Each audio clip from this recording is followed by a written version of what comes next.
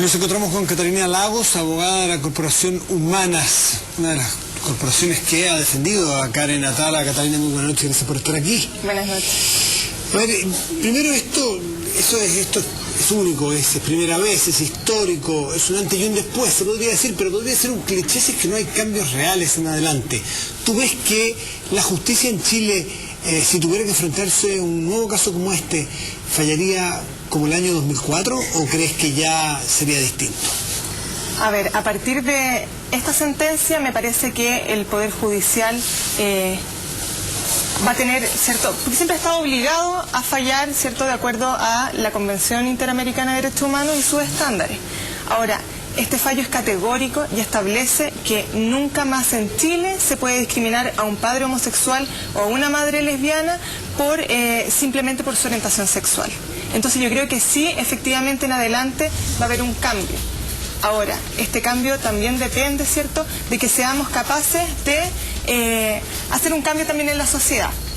Y a eso apunta justamente una de las medidas de reparación del fallo, que consiste en que se capacite al Poder Judicial en materia de derechos humanos, no discriminación y orientación sexual. Vamos a entrar luego en algunas declaraciones que hizo el vocero de la Corte Suprema, Jaime Rodríguez Espós, pero al final de una declaración él sostiene o él explica que a los jueces y ministros se les ha entregado capacitación en igualdad de género y discriminación, y dice que ha habido seminarios sobre esta temática en el año 2010 y 2011. ¿Estás en antecedentes de eso? Sí, efectivamente, Corporación Humanas hace seguimiento a este tipo de políticas y entendemos que, si bien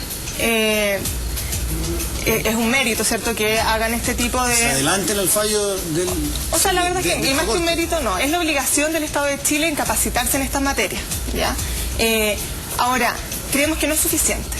Por algo, los tribunales siguen fallando de esta manera. ¿Siguen fallando? ¿Ha habido fallos posteriores que...? Nosotros tenemos conocimiento, han llegado a hacer algunas denuncias, sí. ¿De personas homosexuales que pierden la tuición por eso? Y más allá de la tuición, que son discriminados en tribunales por su condición. ¿Sí? ¿Qué otros casos? Casos, por ejemplo, bueno, en todo ámbito, en materia laboral, ¿cierto? Personas que son despedidas luego de que se enteran de su orientación sexual, o las personas transgénero, o sea, las personas... ¿Sigue ocurriendo? Sigue ocurriendo, sí.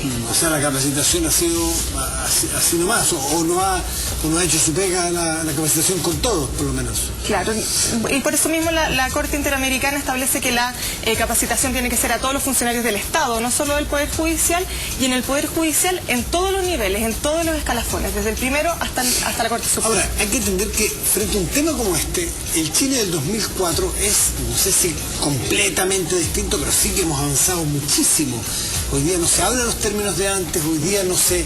O sea, hoy día creo que hay muchísima más comprensión de un caso como este, comprensión para entenderlo en su complejidad, en, qué sé yo, a 7, 8 años el plazo, ¿no? Sí, sin duda ha habido un... ¿Ustedes lo han visto como corporación dedicada a estos temas? ¿Ustedes han visto algo efectivo o solamente efectista estos cambios? Ha sido lento, pero se nota, por ejemplo, en el Congreso, en la disposición, por ejemplo, ahora de discutir el proyecto de ley de medidas contra la discriminación. Aún no ha salido el proyecto de ley, pero al menos está en discusión, y eso ya muestra, ¿cierto?, que hay un avance. El ministro Jaime Rodríguez Espós, vocero de la Corte Suprema, quien falló en 2004 en contra de Karen Atala, sostiene que ellos, o más bien muestra que no hay arrepentimiento, no hay mucho reconocimiento de culpa, porque dice que el fallo entonces no se basó en la condición homosexual de Karen Atala, sino más bien en un eventual daño de sus 3 hijas. Y por lo tanto él no siente que les hayan enmendado la plana.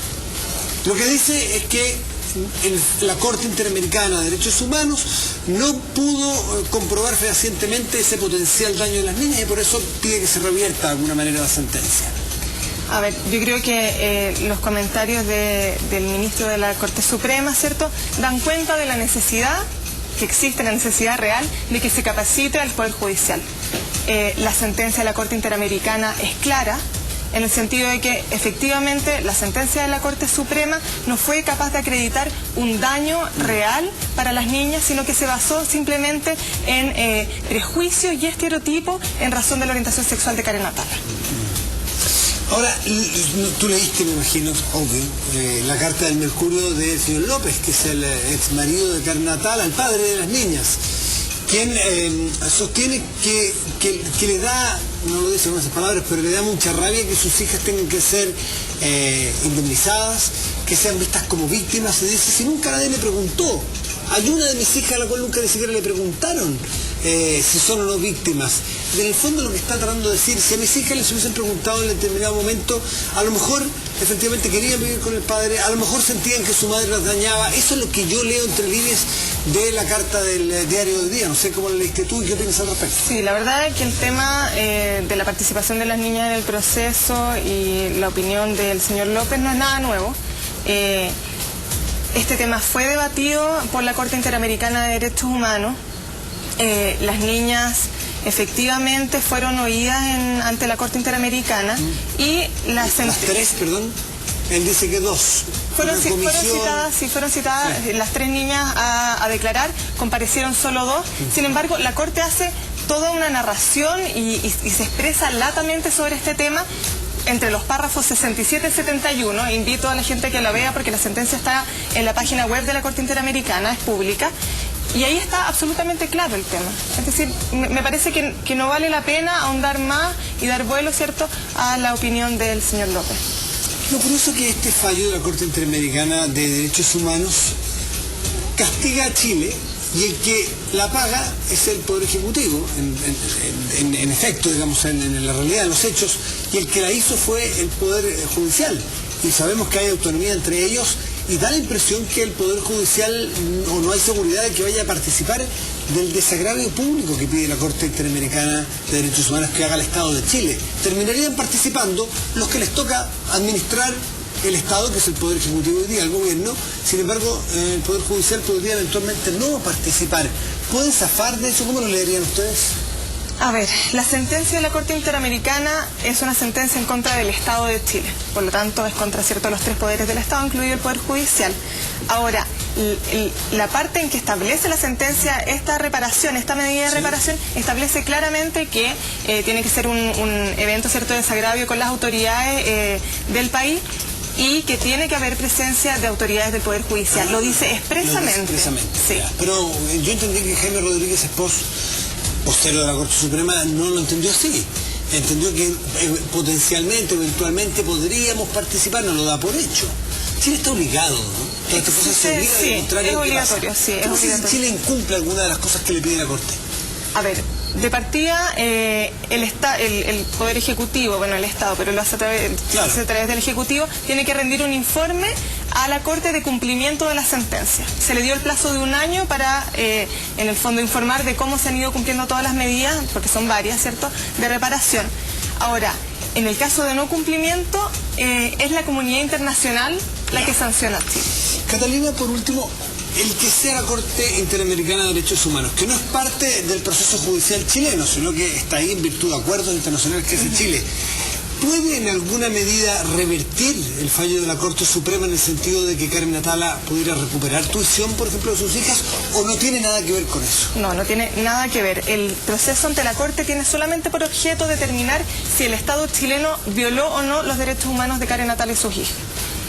Sobre el tema de quién es más apto para ser padre o no, no se puede meter. Pero es un poco absurdo, porque lo que está diciendo implícitamente es que ese fallo, si yo leo el fallo de la Corte Interamericana, dice que el fallo de la Corte Suprema chilena estuvo malo, porque por algo lo castiga, lo condena. Estuvo malo por prejuicioso, estuvo malo por falta de argumentos. No va al fondo a decir quién. Pero no dice, claro, no dice estuvo malo porque Karen debió mantener la custodia, sino que está malo porque esta sentencia es discriminatoria contra Karen Atala en razón de ser orientación sexual. No se abre una ventanita de apelación aquí. No es el objeto del juicio. No es el objeto, pero podría haberlo técnicamente, jurídicamente. Lo que pasa es que en todos los juicios de tuición, o sea, en materia de tuición siempre se puede pedir hacer una nueva demanda, claro. Perfecto. Entonces no era necesario esta sentencia para... Catalina Lagos, abogada de la Fundación, en la Fundación Humana, Corporación Humana, muchísimas gracias por estar aquí esta noche en La Última Mirada. Gracias, Daniel.